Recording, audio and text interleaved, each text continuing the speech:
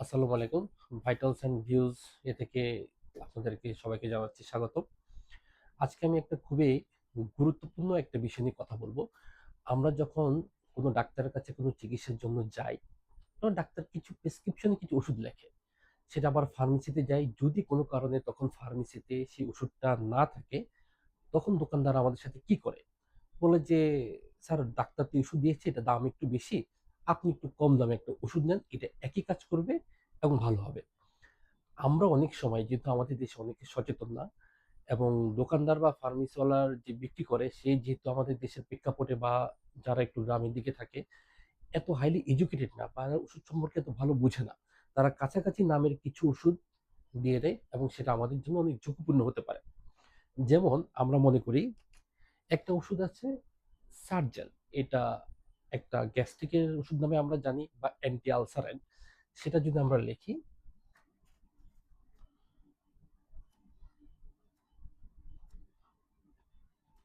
সার্জেল, এটা হচ্ছে কি একটা গ্যাস্ট্রিক ওষুধ।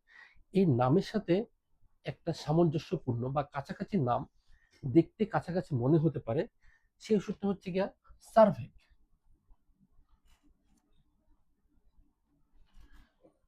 কোনো রোগী হয়তো বা হাসপাতালে ভর্তি আছে, ডক্টর লিখে দিল সার্জেল আনার জন্য, ফার্মেসি থেকে আমাদেরকে দিয়ে দিল সার্ভেক। দুইটা কি কাছাকাছি ওষুধ? এবং এইটা যদি আমরা ভুল করে যদি দেই, তাহলে মারাত্মক হতে পারে। কারণ এই ওষুধটা হচ্ছে গিয়া মাসেল রিল্যাক্সেন্ট বা টোটাল মাসেলটাকে প্যারালাইসিস করে দিবে, যেটা অ্যানাস্থেটিক ড্রাগ। অ্যানাস্থেসিয়ার সময় আমরা এই ওষুধটা আমরা ব্যবহার করি।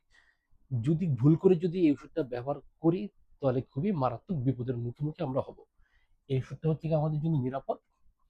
এই ওষুধটা হচ্ছে কি নিরাপদ নয় ডাক্তারের তত্ত্বাবধান ছাড়া অথবা বিশেষজ্ঞ ছাড়া। কিন্তু আরো কিছু ওষুধের নাম নিয়ে আমাদের কনফিউশন হতে পারে। যেমন লোসেকটিল,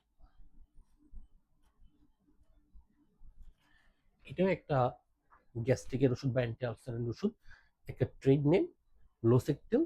এটা হচ্ছে কি আমাদের জন্য নিরাপদ।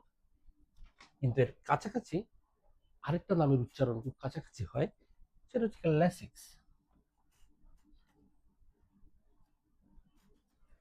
ফার্মেসিতে গেলাম, লোসেকটিল লিখলাম, যে কোনো ডক্টর সাহেব লিখলো, কিন্তু তারা বললো যে এটা আমার কাছে অ্যাভেলেবল নাই, ল্যাসিক্সটা দিয়ে দিই। দুইটা সম্পূর্ণ আলাদা ওষুধ, একটার সাথে একটা কাজের কোনো মিল নেই, দুটো ইন্ডিকেশন ভিন্ন।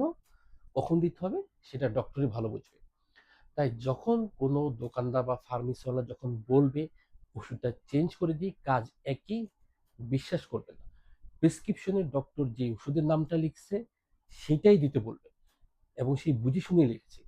এবং যে বিষয়ে যারা বিশেষজ্ঞ, যেমন ফার্মাসিস্ট অথবা ডক্টর সাথে কথা না বলে যদি কেউ ওষুধটা চেঞ্জ করে দিতে চায়, যে কোনো ওষুধ, অবশ্যই আপনার ডক্টরের সাথে পরামর্শ করে নেবেন।